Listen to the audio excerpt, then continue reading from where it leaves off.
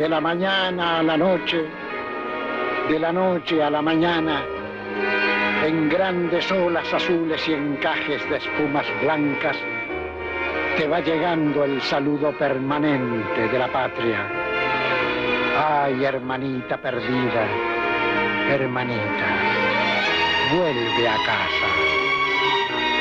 Amarillentos papeles te pintan con otra raya, pero son muchos millones que te llamamos hermana.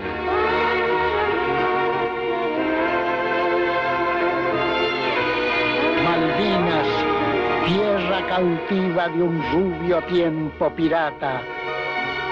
La música popular expresó sus sentimientos hacia las Islas Malvinas. A través de sus canciones, distintos grupos sociales se pronunciaron sobre la soberanía, la nación, la guerra y la dictadura. Y lo hicieron con orgullo, bronca, ironía y dolor. Ay, hermanita perdida, hermanita, vuelve a casa.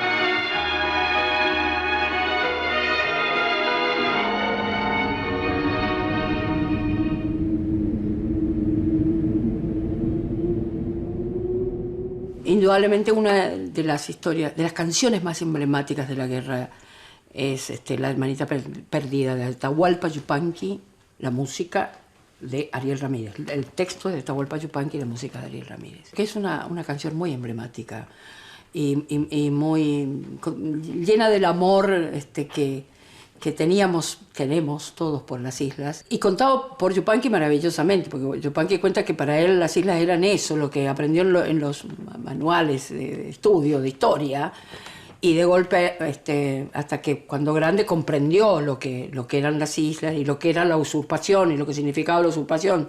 Y cuenta que un empresario inglés lo había venido a contratar para 4 conciertos en Inglaterra y le preguntó cuánto sería su cachet. Y entonces Yupanqui le dijo las Islas Malvinas.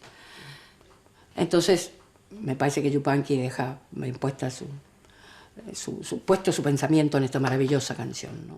Antes de la guerra de 1982 existieron 2 referencias musicales ineludibles con relación a Malvinas, una estatal y otra del mundo popular.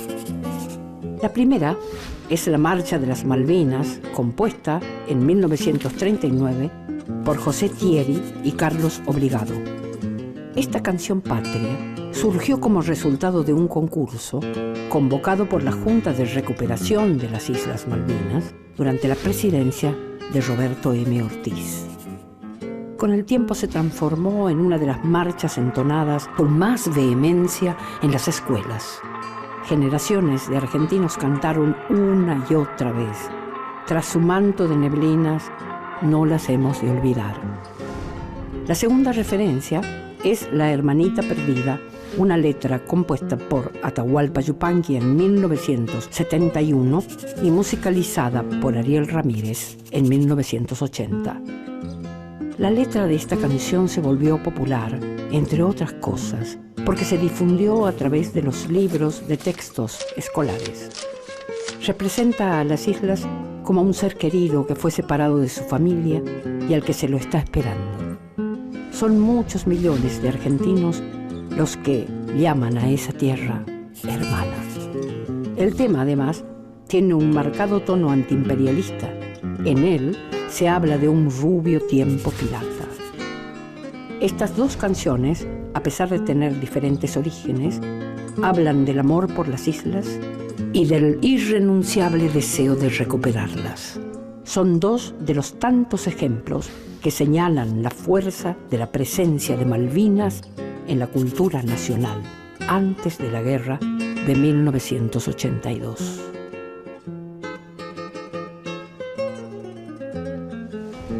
En los años del proceso, yo fui miembro fundador de Expreso Imaginario, revista cuyo primer número salió el 6 de agosto del 76. Así que, evidentemente, hacer una revista de música y de cultura en la época del proceso no era algo sencillo. En el pleno proceso militar, tener una banda de rock, básicamente eras un delincuente, o sea, de movida. Así que era absolutamente normal y lógico, pero era lógico también dentro de la vida diaria. Las racias, que cada vez que tengas un show vengan solamente porque eras un músico o porque tenías tener una campera de cuero directamente era casi lo mismo que tener una ametralladora en la mano. De hecho, hacer arte en la época del proceso era directamente estar de alguna manera activamente involucrado en la oposición a ese régimen, porque digamos que todas las manifestaciones de la cultura que no fuesen cortesanas y oficialistas estaban censuradas o estaban bajo sospecha de alguna forma. Somos muy conscientes de lo que implicó la dictadura en términos de desaparición física de una generación, en términos de qué implicó la dictadura de no te metas en política, pero la dictadura tuvo otras consecuencias culturales que no hemos discutido, y entre ellas la destrucción de un símbolo prácticamente, o la puesta en amenaza muy grave de un símbolo como Malvinas. Puntualmente la guerra de las Malvinas básicamente está ligada al proceso militar, en el cual nosotros sufrimos la desaparición de un hermano. Aclaro esto porque por ahí eso nos hacía tener una conciencia distinta a la que tenía mucha gente que no sabía lo que significaba la dictadura, ¿no? Y sobre todo gente joven como éramos nosotros en ese momento. Nosotros estábamos como en pleno difusión, digamos, en todas las radios, qué sé yo, producto también de la ley que se hace de que se prohíbe pasar música extranjera, y bueno, y nos invitan a participar a este festival solidario, supuestamente con el fin de recaudar dinero y ropas y alimentos no perecederos para enviar a las Malvinas, a los soldados. Para pensar las identidades nacionales y a las naciones mismas, se suele recurrir a metáforas. El gaucho, Evita, Maradona o el Che pueden funcionar como metáforas para pensar la Argentina. Las Islas Malvinas también. Hasta 1982 era posible sostener que Malvinas formaba parte del imaginario nacional y popular. Los que hablaban, creaban y cantaban sobre las islas lo hacían para pronunciar sus ideas sobre la nación. Malvinas era la metáfora que les permitía decir qué pensaban sobre la Argentina. La guerra desatada en el marco de una dictadura puso en crisis ese imaginario. ¿Cómo sostener que Malvinas era una causa nacional y popular cuando era también la causa de un gobierno que había sido capaz de matar, torturar y desaparecer a sus compatriotas? El gobierno militar se había apropiado de los símbolos nacionales, de palabras como patria y nación, y también del símbolo Malvinas. Por eso, después de 1982, ya no fue sencillo hablar sobre las islas sin quedar identificado con la dictadura. De ahí que la cultura popular, sobre todo el rock, como manifestación juvenil de la música nacional, empezara a referirse al tema con un tono irónico y crítico.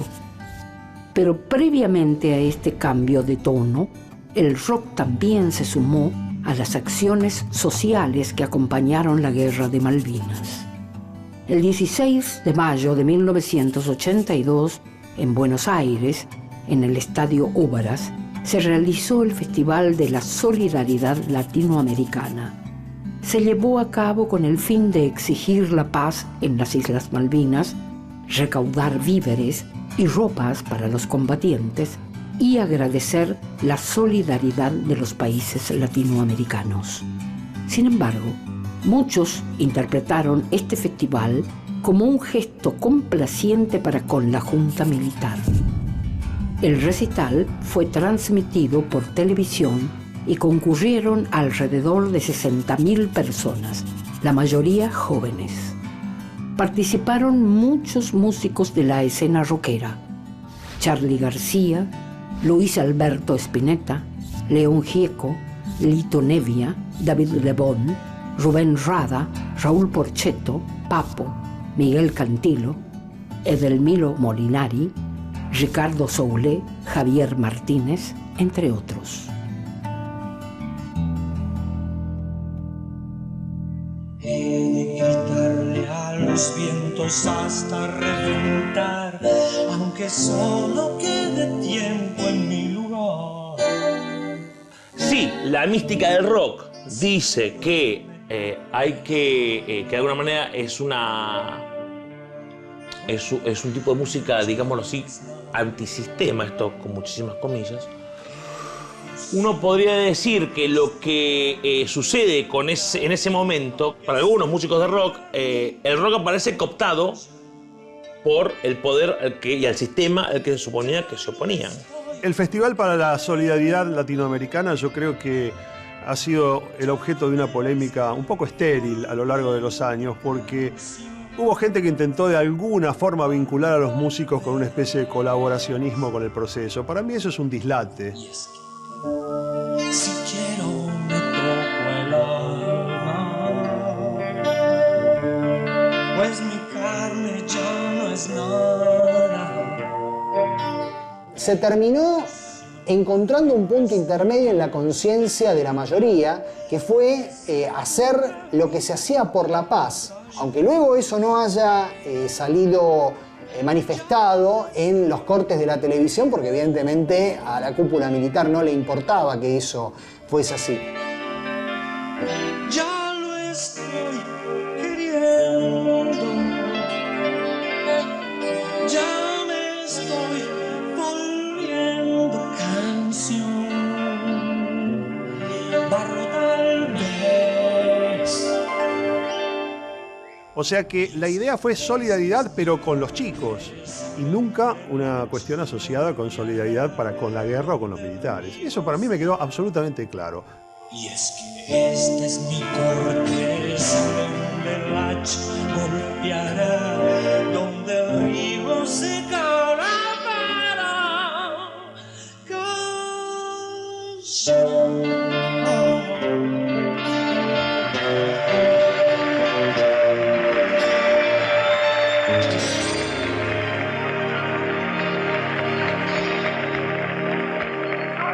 Muchas gracias. Críticos, yo la actitud que más destaco es la de Luis Alberto Spinetta, que hizo una autocrítica y dijo que no debería haber estado ahí. Pero al mismo tiempo no había manera de negarse. O sea, cuando llegaba el punto en que te ibas a enfrentar a la situación, ¿cómo decirle que no a un aparato represivo que había hecho desaparecer, y en ese momento ya se notaba mucho, a un montón de gente? Y bueno, nos negamos a participar con todo lo que eso implicaba, porque implicaba, por un lado, desaparecer de las radios, porque las radios las manejaba el gobierno militar, y por otro lado, también quedaba un hueco de duda de la seguridad personal. Afortunadamente no nos pasó nada a nivel personal, y bueno, esto fue justo un año antes de la transición a la democracia, donde después ya se abrió el juego. ¡Chao! ¡Gracias! ¡Chao!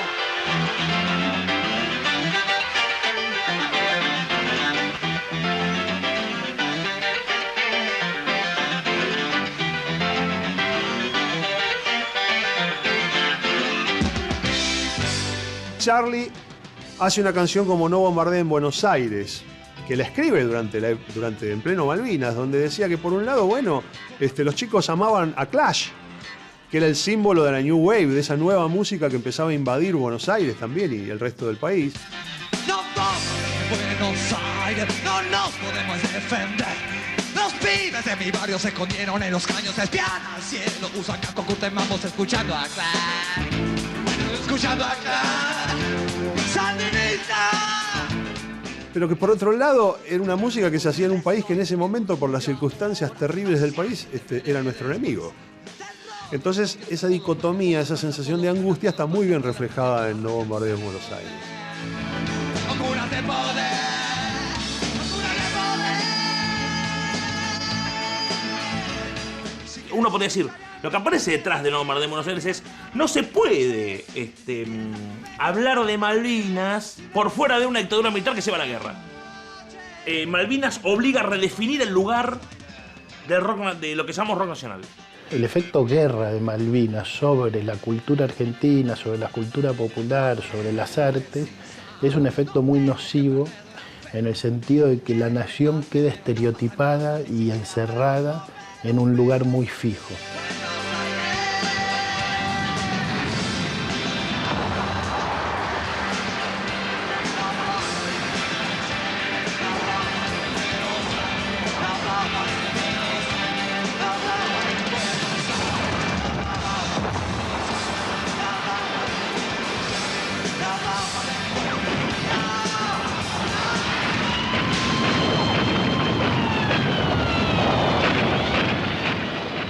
Charly García logró capturar el clima de una época en el nombre de un disco, Yendo de la cama al living. Si Yupanqui pedía que las islas usurpadas volvieran a formar parte de la patria a la que llamaba casa, García advertía que después de la experiencia de la dictadura, ese refugio había sido dinamitado y lo que quedaba eran espacios privados en los que solo se podía ir de la cama al living. La mirada de García ayuda a comprender de forma desoladora el momento de la postdictadura. Si Yupanqui disparó contra el colonialismo y logró identificar a un enemigo claro, García supo que después de la experiencia de la dictadura quedaron enemigos por todos lados y que no sería simple la construcción de la democracia. Sin embargo, aún a pesar de la guerra y del uso que la dictadura hizo de la causa nacional, Malvinas volvería a tener una presencia destacada en las canciones populares, sobre todo durante la década de los 90, en un género muy presente entre los jóvenes, la música pesada. El heavy metal es una música extrema, tanto en lo musical como en sus postulados ideológicos. La mayoría de estos grupos musicales tienen en sus letras fuertes marcas de tradiciones nacionalistas. Algunas bandas, como Hermética, Almafuerte y Tren Loco, incluyen en sus repertorios canciones sobre Malvinas. Para cantarle a las islas, el heavy metal no recurrió ni a una retórica victimista, ni a un discurso antibélico, ni a la paranoia, sino a los resabios del discurso nacionalista. La patria para estas canciones metaleras representa un último refugio frente a las lógicas del mercado. Hubo en la cultura popular continuidad de los sentidos más nacionales, de los sentidos más distantes respecto del episodio bélico, pero si vos los mirás en términos más generales de cómo se fue construyendo la hegemonía cultural en los años 80 y 90, seguían siendo emprendimientos culturales estigmatizados, desplazados, relativamente excluidos, porque no había habido un proceso más general de resignificación de lo nacional.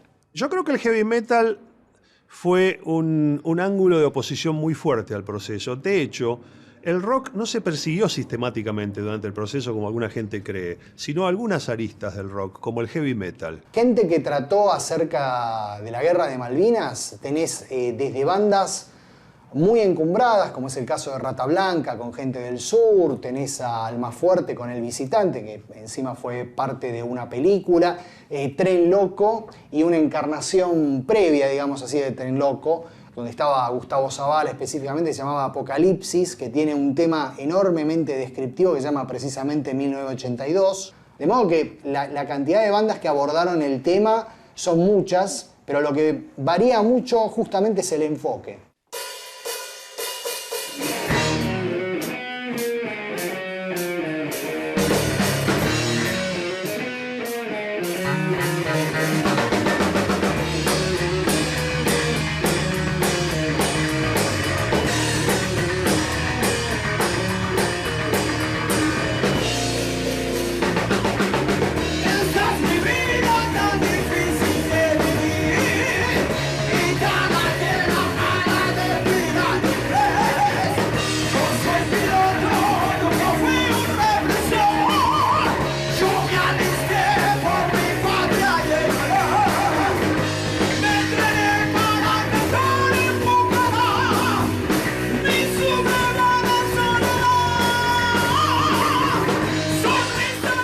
hicimos varios temas relativos. Uno se llamaba Campo Minado, otro se llamaba Aparato Digestivo. Y bueno, ya pasó el tiempo con Tren Loco, retomamos una canción que había compuesto con mi amigo el Turco Atala, el tema 1982.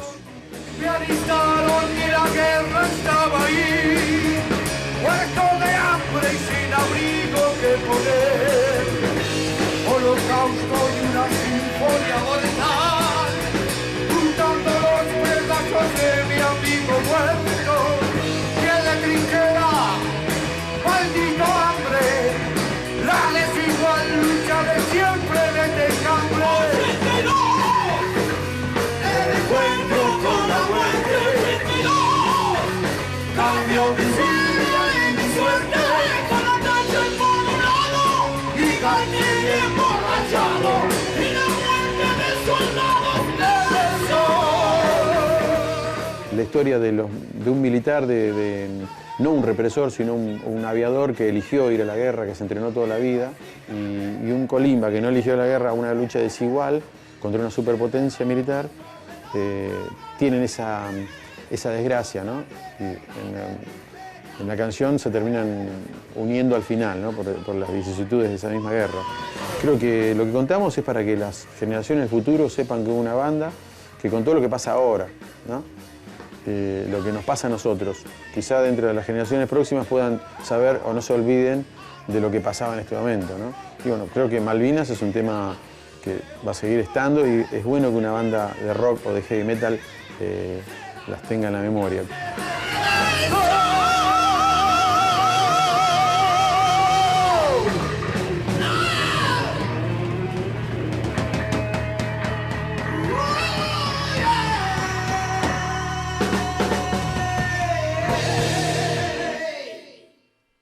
Yupanqui llamó con un lamento a la hermanita perdida y soñó con una patria nacional y popular. García empuñó la ironía como última posibilidad de seguir hablando, y el heavy metal, desde las fronteras del barrio, apeló a un discurso nacional que se parece más al grito de guerra de una tribu que a un canto nacional. Las canciones, cada una con su estilo, siguen reinventando desde la cultura popular los múltiples sentidos que se desprenden de la causa Malvinas. Pensando en las muchísimas madres de familias de los soldados correntinos que intervinieron en la guerra. Hay una famosa frase que es muy simpática que dice: si la Argentina entra en guerra corriente le va a ayudar, y vaya si ayudó en las Malvinas. Entonces yo escribí esta, que es inédita, ¿no?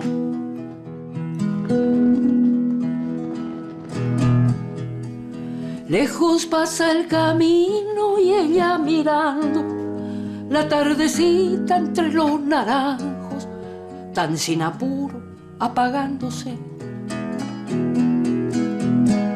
La cerrazón le dice que habrá tormenta, mejor si junta la ropa seca antes que el agua empiece a caer. Sabe que don José le dirá en un rato que hoy es de nuevo el aniversario de la partida de su Julián, el hijo que se fue a esos campos helados a dar la vida como soldado por la bandera y la libertad. El silencio borró la guerra que fue vergüenza y dolor. Tanto olvido y adiós no pudo entender jamás la razón. La carta solo decía que había luchado como un valiente y que lo mataron en esos fríos campos del sur, que no lo traerían, que lo dejaron en ese suelo tan alejado, bajo una blanca y pequeña cruz. Ella lo nombra solo de vez en cuando, pero José lo sigue buscando con los recuerdos sin descansar. Entra a la casa con los brazos cargados, la ropa seca que ha descolgado, calladamente empieza a doblar. Hoy la radio volvió a hablar con amor de aquella ilusión. No fue inútil, pensó, perderte, Julián. Parece que no. La tormenta pasó, la vida está allí, temblando en la flor. Es domingo otra vez, mañana tal vez, brillando esté el sol.